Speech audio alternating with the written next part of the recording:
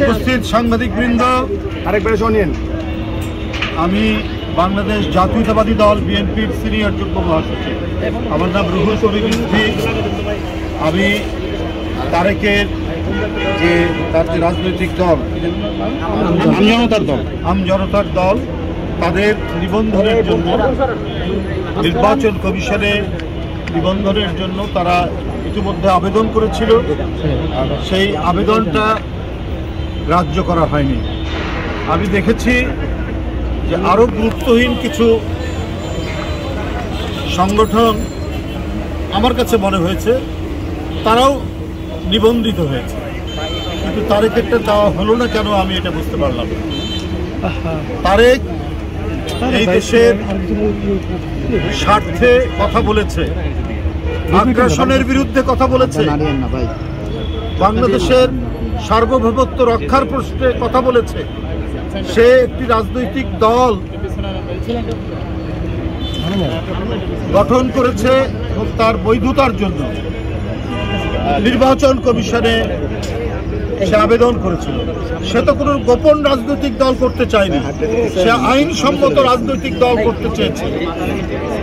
যদি তার উদ্দেশ্য খারাপ থাকতো তাহলে গোপন রাজনৈতিক দল করে রাষ্ট্রবিরোধী অনেক কার্যকলাপ করত, কিন্তু রাষ্ট্রবিরোধী কার্যকলাপ তো করেইনি, বরং রাষ্ট্রের স্বার্থে, দেশের স্বার্থে, স্বাধীনতার স্বার্থে, গণতন্ত্রের স্বার্থে এই নেতা সে কথা বলেছে। আমি দেখেছি সে গলার মধ্যে মোবাইল ঝুলিয়ে আগ্রাসনের বিরুদ্ধে কথা বলেছে, স্বাধীনতার সপক্ষে কথা বলেছে।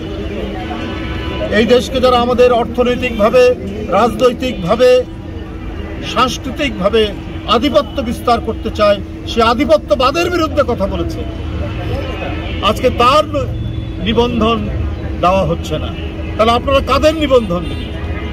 আমি জানি না, কাউকে আমি ছোট করতে চাই না, কিন্তু তার যে চিন্তা এবং রাজনৈতিক তার যে সংগ্রাম এবং কর্মসূচি, সেই অনুযায়ী সে যে রাজনৈতিক দল গঠন করেছে সেই রাজনৈতিক দলের নিবন্ধন অবশ্যই সে প্রাপ্য। এবং এই ন্যায়সঙ্গত কারণে যে অবস্থান ধর্মঘট নাকি অনশন করছে, তার এই 50 ঘন্টা যে অনশন করছে, এই অনশন কর্মসূচির প্রতি আমি বাংলাদেশ জাতীয়তাবাদী দল বিএনপির পক্ষ থেকে পূর্ণ সংহতি জ্ঞাপন করছি। ধন্যবাদ।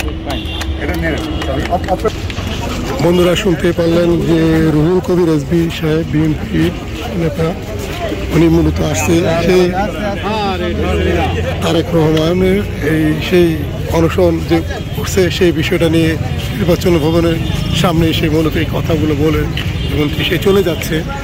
এবং তার বক্তব্য ছিল যেন অবশ্যই তারেক রহমান যেন এই গণকরণ নিবন্ধনটা সে যেন পায় এবং তার দল গঠন যেন সে করতে পারে।